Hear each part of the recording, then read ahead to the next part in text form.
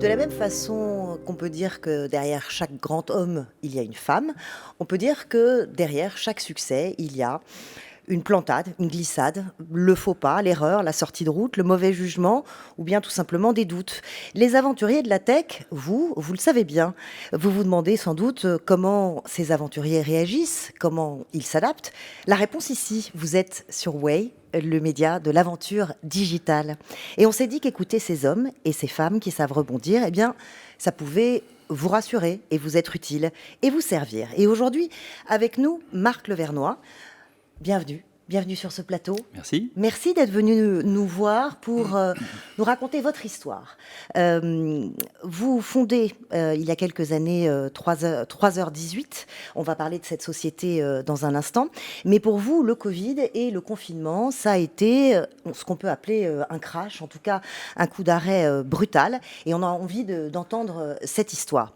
En 2019, vous montez donc, après plusieurs années en tant qu'entrepreneur, votre société, 3h18. Pourquoi 3h18 d'abord et quel est le concept ?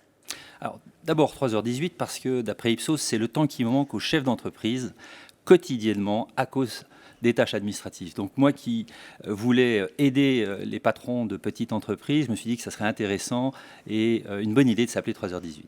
Alors le concept de 3h18, puisque vous me posez la question, c'est simple, c'est l'externalisation administrative à la carte pour les petites entreprises. Et c'est un moyen de se débarrasser très facilement de tout ce qui est chronophage. Et ça, c'était la bonne idée, ça a démarré très fort, sauf que quelques mois seulement après, le Covid. Et là, vous perdez tout en une semaine ?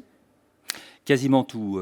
C'était vraiment une semaine de sidération. Les clients nous annonçaient arrêter leur contrat quotidiennement. On était submergé par des appels. On est pris évidemment par mille et une choses qu'il faut régler en même temps. Et oui, ça a été vraiment... les premières semaines ont été très difficiles. Et vous, en tant qu'entrepreneur, à ce moment-là, vous vous dites quoi ? Qu'est-ce qui vous passe par la tête ? Il passe beaucoup de choses, il m'est passé beaucoup de choses par la tête, mais j'ai commencé par d'abord me préoccuper de mes clients, de mes intervenants, de savoir comment ces missions allaient se poursuivre, s'interrompre, de gérer vraiment le quotidien. Quand on est dans une entreprise qui accélère, on est déjà dans la projection. Et mon rôle a beaucoup été de me projeter, de prévoir l'avenir, de prévoir le coup d'après. Et là, tout Non, mais d'un ça, coup, vous le dites maintenant, mais sur le moment, vous n'avez pas eu peur ? Il y a quand même un moment de panique. Est-ce qu'il y a un moment où vous dites « je suis foutu » ? voilà, c'est exactement ça, c'est qu'à un moment donné, on arrête de prévoir et on s'occupe de ce qui se passe dans l'heure.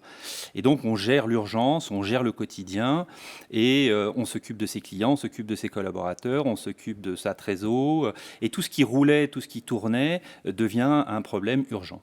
Vous vous confiez à quelqu'un à ce moment-là, une personne de confiance, parce que ça marche aussi comme ça entre entrepreneurs. Est-ce qu'il y a une personne dans votre entourage à qui vous dites « c'est la panique, qu'est-ce que je peux faire ?»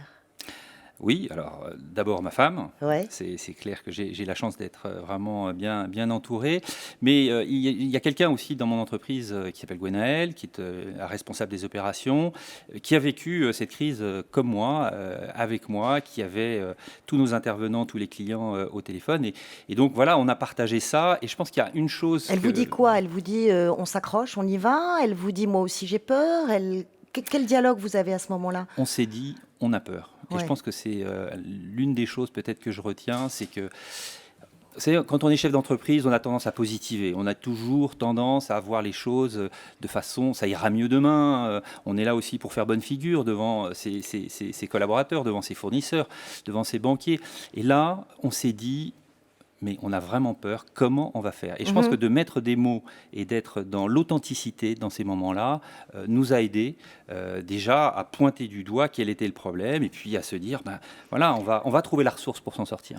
Alors la ressource, justement, vous avez quand même, rappelons-le, un profil solide, vous sortez d'HEC, vous avez passé des années chez Numen, vous n'êtes pas un blanc-bleu des affaires. Alors à ce moment-là, dans votre tête d'entrepreneur et dans ce que vous avez pu apprendre dans votre parcours, où est-ce que vous allez chercher les solutions ? Elles sont où, les ressources ? Alors, une chose que j'ai vraiment appris, en particulier dans mon parcours de dirigeant de société de services et de SN, c'est vraiment d'aller tout de suite écouter ce qui se passe chez les clients. Donc Mhm. moi, j'ai vraiment tout de suite été voir les clients. Alors, on pouvait plus se déplacer, mais on a beaucoup interrogé nos clients pour savoir si cette interruption était définitive, si elle n'était pas définitive. Et petit à petit, on a commencé à voir poindre des besoins. Mhm. Et donc, de ce moment de sidération, Et c'était quoi les besoins? Ils vous disaient quoi à ce eh ben, le moment-là? premier besoin qui a commencé à poindre, c'est on n'a pas le temps de faire nos PGE, on n'a pas le temps de faire l'administratif qui nous permet d'aller chercher des subventions, on a besoin de cash, aidez-nous. Donc vous avez changé votre façon de fonctionner, du Donc coup. on a ouvert une nouvelle offre, on a créé de toutes pièces une nouvelle offre et on a commencé à aider nos clients à faire les formalités administratives et financières qu'il fallait qu'ils fassent pour eux-mêmes pour survivre. Oui, mais là, il faut aller vite. Vous aviez la ressource humaine pour le faire, pour répondre à cette demande aussi vite? On l'a fait avec des partenaires, on l'a fait avec des experts comptables qui nous aident, on l'a Ouais. fait avec des gens qui sont dans notre écosystème. Et c'est là qu'on compte ses amis, c'est là qu'on compte ses partenaires. Et on a beaucoup travaillé pour recréer ces offres C'est grâce à eux. c'est grâce hyper à eux. important d'être très entouré. Est-ce que ça vous a donné des idées aussi pour votre business en disant, bah, tiens, là, ça m'a appris que peut-être il fallait que je fonctionne autrement ou que je développe un nouvel outil? Alors, ça nous a donné des idées sur des nouveaux services. Vous savez, nous, notre métier, c'est de réaliser toute l'externalisation administrative d'une petite entreprise, sa comptabilité, sa facturation, son recouvrement, puis de mettre en place des bonnes pratiques, puis de l'aider à la digitalisation de son entreprise. Donc, c'était ça le plan de marche. Et puis, on s'est rendu compte que finalement, le sujet numéro un, en tête de pile de toutes les priorités, c'était de relancer le business. Mhm. Donc, qu'est-ce qu'on a fait? On a changé notre orientation et on a développé des services pour aider les petites entreprises à relancer leur business. Donc, c'est quoi? C'est relancer leur devis, relancer leurs propositions, remettre en route leur CRM, mettre en place des outils digitaux pour les aider eux-mêmes finalement à s'en sortir. Donc voilà, c'est ce qu'on a fait et on a commencé à faire pivoter la société vers ces nouveaux services à partir du mois d'avril. Donc en fait, vous avez réorienté votre société. On n'a pas abandonné complètement notre ADN et notre intuition, notre vision initiale. On a complété l'offre, peut-être d'un point de vue tactique plus que stratégique, hein, parce que pendant ce moment-là, c'était ce qu'attendaient nos clients. Mhm. Est-ce que c'est une bonne leçon, finalement, entre guillemets, ce Covid? Qu'est-ce que vous en tirez comme enseignement? Bon, d'abord, pour 3h18, je tire comme enseignement que la variabilité, la flexibilité que l'on offre, elle marche quand on est en forte croissance et donc nos services permettent, en évitant de recruter, d'augmenter le recours à ce type de service. Mais ça marche aussi quand on diminue parce que nos clients s'en sont bien servis et ont profité finalement de cette flexibilité. Donc ça, c'est quand même la preuve que la promesse, elle marche dans les deux sens.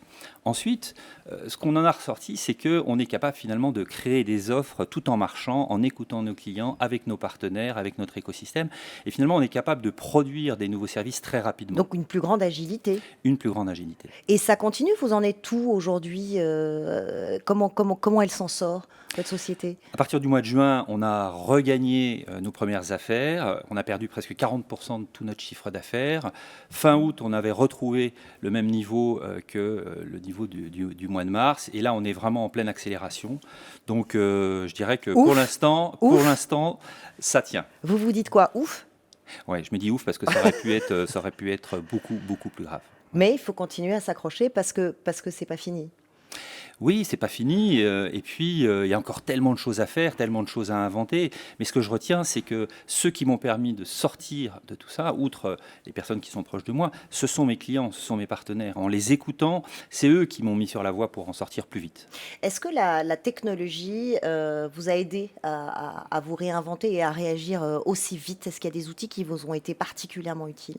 Alors, bien sûr, tous les outils qui permettent de travailler à distance, parce que externaliser sa gestion, son administratif, ses ressources humaines peut se faire partiellement à distance, mais on a beaucoup travaillé sur des outils de simulation de trésorerie. Par exemple, tous les outils de type plateforme qui améliorent la gestion nous ont aidés à rentrer dans les entreprises, à augmenter la valeur de ce que l'on proposait. Et donc oui, on a vraiment profité du digital de ce point de vue-là. Ouais.